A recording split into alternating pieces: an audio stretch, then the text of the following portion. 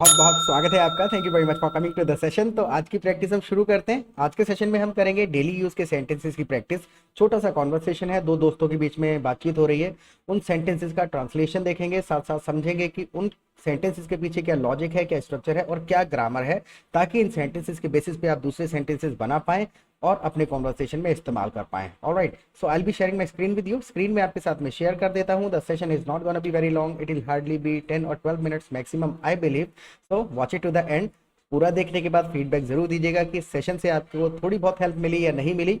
ये जो सेंटेंसेस मैं लिखता हूँ, इनको बोलने का सिर्फ यही तरीका नहीं है, एक दो ऑल्टरनेट तो हम साथ के साथ देखते हुए जाएंगे और इन्हीं सेंटेंसेस को आप खुद से बोलने की कोशिश करें। जो भी आइडियाज, जो सेंटेंसेस आपके माइंड में आते हैं, कमेंट सेक्शन में लिखिए। अगर आपके सेंटेंसेस ठीक होंगे then I give you a like, और अगर गलत होंगे तो हम उनको ठीक कर देंगे। ऑलराइट, सो तुमने मुझे कितनी बार कॉल किया था? एक दोस्त ने कॉल किया था रात में दूसरे दोस्त को। तो बंदा पूछ रहा है, तुमने मुझे कितनी बार कॉल किया था? How many times did you call me? How many times did you call मी? अगर उसको पूछना है, कल रात तुमने मुझे कितनी बार कॉल किया था? कल रात तुमने मुझे कितनी बार कॉल किया था? So how many times did you call me last night? Last night मतलब कल रात। येस्टरडे नाइट कई लोग कई बार बोल देते हैं, तो येस्टरडे नाइट नहीं होता, येस्टरडे केवल दिन है, उसमें दिन इंक्लूड है ना, right? So how many times did you call me last night? कल रात तुमने मुझे कितनी बार कॉल किया था? Look at the next sentence. लगभग 6 बार तो किया ही होगा, लगभग 6 बार तो किया ही होगा। अब यहां पर आप अंदाजा लगा रहे हैं, मतलब वो श्योरिटी नहीं बता रहा है कि आई कॉल्ड यू 6 टाइम्स। लगभग लगा के हमको जब थोड़ा सा एक भाव देना होता है कि हम गिन तो नहीं रहे थे साथ में, तो I must have, I must have called about 6 times. I must have called you about 6 times। देखिए मस्ट जब हम लगा रहे हैं ना, तो यानी कि हम एक अंदाजे का फीलिंग दे रहे हैं कि मैं अंदाजा लगा रहा हूं। I must have called you about 6 times, या फिर I might have called you about 6 times। अंदाजा हम इसमें इंडिकेट लेके चल रहे हैं अपना, अंदाजे का भी इंडिकेशन दे रहे हैं कि I'm not sure, the number is not accurate that I called you only 10 times or 7 times। I did not call you 6 times, I must have called you 6 times। Right? Look at the next sentence। कोई जरूरी काम था क्या? Now the friend is asking कि कोई जरूरी काम था क्या? Was there something important? अब देखिए, काम की ट्रांसलेशन थोड़ी ना ढूंढ के लानी है हमको। इंग्लिश में बात को कहने का अपना अलग तरीका होता है। अगर कोई जरूरी काम था, so was there something important? जैसे कि मुझसे कोई जरूरी काम है क्या आपको? अगर मुझे एक्सप्रेशन पूछना है, किसी से पूछना है क्वेश्चन, क्या मुझसे कोई जरूरी काम है? So is there something important for me? Is there something important for me? इसी तरीके से उसको आप पूछ लेंगे, right? Look at the next sentence. तुम्हें कुछ बताना था। Now the friend is replying, तुम्हें कुछ बताना था। अब ऐसा नहीं कि सेंटेंसेस मैं बोल रहा हूँ ये सारे क्वेश्चन और आंसर्स हैं, इन्हीं बातों को और भी कम से कम 20 तरीके से कहा जा सकता है। तो आप भी अपने सेंटेंसेस लिखते चलें, don't be lazy at writing. लिखेंगे तो ज्यादा समझ में आएगा, प्रैक्टिस प्रैक्टिस के तरीके से हो जाएगी, राइट? सिर्फ सुनना नहीं है। Now look at the next sentence. I needed to tell you something, मुझे तुमको कुछ बताना था। I needed to tell you something. देखिए नीडेड लगा के थोड़ी सी आवश्यकता पे हमने एम्फेसाइज किया है। ऐसे कहा जा सकता है I had to tell you something, बताना ही बताना था। तो ये सारे के कम से कम 25-30 तरीके हो सकते हैं एक बात को कहने के। तो हमें एक्चुअल में फीलिंग को समझना है, कौन सी फीलिंग है मन में, क्या एक्सप्रेशन है, क्या कितना एम्फेसाइज करना चाहते हैं, उसके हिसाब से ग्रामर, स्ट्रक्चर और वोकेबलरी यूज होता है, right? Look at the next sentence. शायद जब तुमने मुझे कॉल किया मैं सो रहा हूंगा। अब यहां पर भी अंदाजा लगा रहे हैं, शायद जब तुमने मुझे कॉल किया मैं सो रहा हूंगा। एक चीज और है, अगर आप चैनल पे पहली बार आए हैं तो प्लीज चैनल को सब्सक्राइब जरूर कर लीजिएगा। और दूसरा, आप हमारी लाइव क्लासेस भी अटेंड कर सकते हैं हमारे एप्लीकेशन पर। लाइव क्लासेस का फायदा क्या होगा? देखिए सारा का सारा गेम है कम्युनिटी का, एटमॉस्फेयर का, प्रैक्टिस का, कंसिस्टेंसी का। तो जब आप हमारे साथ जुड़ते हैं तो हम सबसे पहले आपको अपने कम्युनिटी में, अपने ग्रुप में ऐड कर लेंगे, जहां पर आप दूसरे पार्टिसिपेंट्स के साथ चैटिंग कर सकते हैं, फोन पे बात कर सकते हैं, प्रैक्टिस कर सकते हैं। कम्युनिटी मिल जाएगा, you will find your kind of people there. उनके साथ आप प्रैक्टिस कर पाएंगे। पूरा दिन ग्रुप में कॉन्वर्सेशन चलते रहते हैं, तो वहां पर रैंडम टॉपिक्स पे जब कॉन्वर्सेशन चल रहे होंगे, वहां पे अलग अलग सेंटेंसेस आप पढ़ेंगे, अपने सेंटेंसेस लिखेंगे, तो उससे कॉन्फिडेंस आएगा कि हाँ भाई इतने लोगों के बीच में भी मैं इंग्लिश बोल पा रहा हूँ और लोगों को मेरी इंग्लिश समझने में प्रॉब्लम नहीं आ रही। तो उससे काफी ज्यादा कॉन्फिडेंस आता है।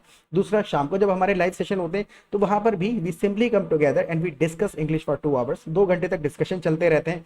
कोई टिपिकल ग्रामेटिकल रूल है, किसी को समझ नहीं आ रहा है, कोई सेंटेंस किसी ने बनाया कि सिचुएशन में सूट करेगा या नहीं करेगा, और भी बहुत सारी चीजें। डिस्कशन में बैठेंगे, 150-200 सेंटेंसेस रोजाना सुनेंगे, उनके साथ यूज टू हो जाएंगे, उनको अपने कॉन्वर्सेशन में इस्तेमाल करने लगेंगे, रिपीटेडली सुनेंगे, बार बार सुनेंगे, तो आदत में आ जाएंगे और ग्रामेटिकल कंसेप्ट्स डाउट्स क्लियर हो जाएंगे and you will start speaking English fluently and fast and confidently the way you want, right.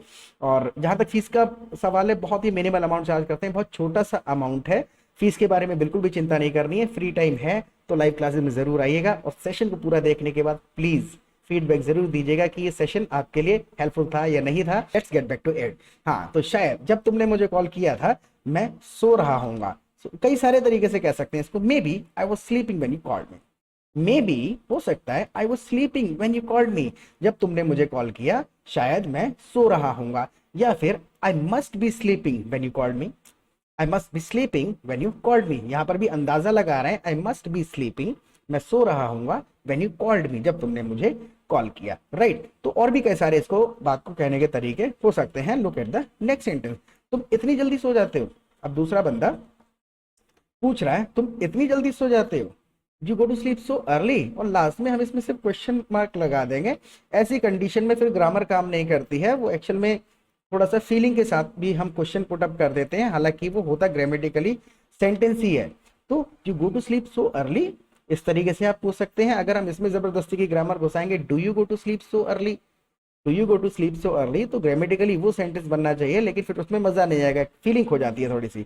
इसमें हम श्योरिटी के साथ क्वेश्चन पुट अप कर रहे हैं, right. You go to sleep so early, right. समझ रहे होंगे, आई बिलीव की फीलिंग समझ में आपको आ रही होगी। तो ऐसा नहीं कि हम हिंदी में ही बोलते हैं, इंग्लिश में भी इसी प्रकार से सेंटेंसेस बोले जाते हैं। Look at the next sentence. जल्दी कहाँ था, तुमने मुझे 2 बजे कॉल किया था। अब बंदा कह रहा है कि तुम इसको जल्दी कह रहे हो, जल्दी कहाँ था, तुमने मुझे 2 बजे कॉल किया था।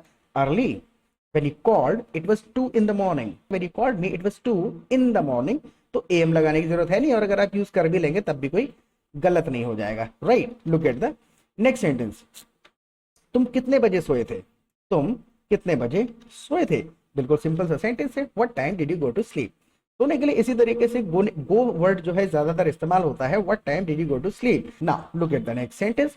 छोड़ो ये सब बातें। अब दूसरा फ्रेंड कह रहा है कि छोड़ो ये सब बातें। अब ये जो एक्सप्रेशन है कि हमें एक पॉइंट से दूसरे पॉइंट की तरफ डाइवर्ट करना है, पुरानी बात को छोड़ना है, छोड़ो ये सब बातें। So forget all that, forget all this, leave all this, leave this aside, आप ये भी कह सकते हैं लीव दिस असाइड, और फॉरगेट अबाउट दैट। ये सारे के सारे एक्सप्रेशन है, तो ट्रांसलेशन नहीं करना है, मतलब फीलिंग के हिसाब से, सिचुएशन के हिसाब से पता होना चाहिए कौन सा फ्रेज सेंटेंस बोला जा सकता है। Look at the next sentence. मुझे ये बताओ तुम्हारे यहाँ कोई बेकरी है क्या। Now the friend is asking, मुझे ये बताओ तुम्हारे यहाँ कोई बेकरी है क्या। तुम्हारे यहाँ के लिए तो हम सिंपल प्लेस का इस्तेमाल करते हैं इसमें। Tell me is there a bakery shop near your place, या फिर tell me is there a bakery shop near your house. तो जो इंग्लिश में बोलने में कंफर्टेबल लग रहा है, अच्छा साउंड कर रहा है, वो वर्ड इस्तेमाल किया जा सकता है। फीलिंग वही रहेगी, तुम्हारे यहाँ, तुम्हारे घर के पास, जहां तुम रहते हो। तो शब्दों के पीछे, बिल्कुल शब्दों पे नहीं अटकना है कि नहीं यार हिंदी में तो मैंने तुम्हारे यहाँ कहा है तो मैं घर का इस्तेमाल कर रहा हूँ।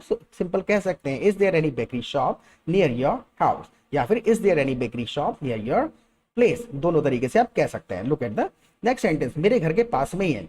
अब यहाँ पर थोड़ा सा एम्फेसाइज करके कहना है कि हाँ मेरे घर के पास में ही है। Yes there is one right near my house, there is one, हाँ एक है, कहां पर है, राइट नियर माई हाउस, यानी कि बिल्कुल मेरे घर के पास में।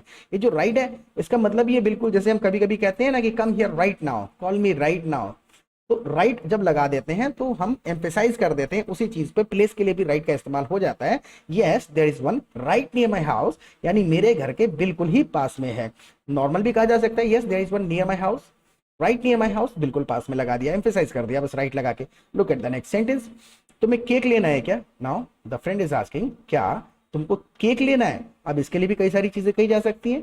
Do you want to get a cake, do you want to buy a cake, do you want to purchase a cake. Get a cake में हमने उसके पैसों पे ज्यादा एम्फेसाइज नहीं किया कि भाई तुम्हें लेना ही लेना है, तो do you want to get a cake. Purchase मतलब तुम्हें केक खरीदना है या तुम्हें केक लेना है, तो हम यूजुअली लेना इस्तेमाल करते हैं ना बातचीत में, खरीदने पे ज्यादा एम्फेसाइज नहीं करते हैं, right. So do you want to get a cake. Now इतनी दूर से केक लेके जाओगे तो केक खराब हो जाएगा। इतनी दूर से केक लेकर जाओगे तो केक खराब हो जाएगा। If you get cake from so far away, इतनी दूर से केक लोगे, if you get cake from so far away it might get ruined, खराब हो सकता है। इट माइट यहां पर भी अंदाजा ही लगा रहे हैं, फ्यूचर के लिए भी इस्तेमाल कर लेते हैं। It might get ruined if you get cake from so far away, it might gate ruin, ये केक खराब हो सकता है। Now look at the next sentence, road पर बहुत सारे गड्ढे हैं, रोड पर बहुत सारे गड्ढे हैं। अब जो छोटे छोटे गड्ढे होते हैं उनको पॉट होल्स कहा जाता है, पी पॉट होल्स, मैं स्पेलिंग भी लिख देता हूं, there are lot of potholes on the road, if you get cake from so far away it might get ruined, there are lot of potholes on the road, road पे बहुत सारे गड्ढे हैं। Now look at the next sentence, किसने कहा लेकर जाऊंगा मैं वहीं बैठकर खाऊंगा। अब यहां पर भी एम्फेसाइज कर रहे हैं हम जगह पर, किसने कहा मैं लेके जाऊंगा मैं वहीं बैठ करके खाऊंगा। So who said I am gonna take it away, who said I'm gonna मतलब I'm going to, who said I'm going to take it away, किसने कहा लेकर के जाऊंगा। I'll sit and eat it right there, वहीं पे बैठ के खाऊंगा। I'll sit and eat it right there, वहीं पर बैठ करके खा लूंगा। Who said I'm gonna take it away, I'll sit and eat it right there. Now look at the next sentence, आ जाओ साथ में चलेंगे। Now the friend is replying कि आ जाओ साथ में चलेंगे। अब ऐसी कंडीशन में कम ओवर का इस्तेमाल कर लेते हैं, कम ओवर यानी कि अपने प्लेस पे जगह पर ही एम्फेसाइज कर रहे हैं यहाँ पर, कम ओवर यानी यहाँ आ जाओ, right, we will go together, come over we will go together. तो या ऐसे भी कह सकते हैं कम हियर, ऐसे भी कह सकते हैं come to my house, come over यहाँ जहां पर मैं हूं, come over we will go together, right. तो इस सेशन को आप 2-3 बार जब देखेंगे खुद से आपको स्ट्रक्चर्स, वर्ड ऑर्डर समझ में आ जाएगा। और प्लीज सेशन के बारे में फीडबैक जरूर दीजिएगा, ये सेशन आपके लिए हेल्पफुल था या नहीं था, क्योंकि आपका फीडबैक बहुत ही ज्यादा प्रेशियस है हमारे लिए। सो प्लीज लिख दीजिएगा, अपने स्टेट का नाम लिख दीजिएगा, कहाँ से अटेंड कर रहे हैं और एक्सपीरियंस कैसा रहा इस सेशन को लेकर के, और प्रैक्टिस करते रहें। फिर मिलेंगे एक नए सेशन के साथ, टिल देन बाय।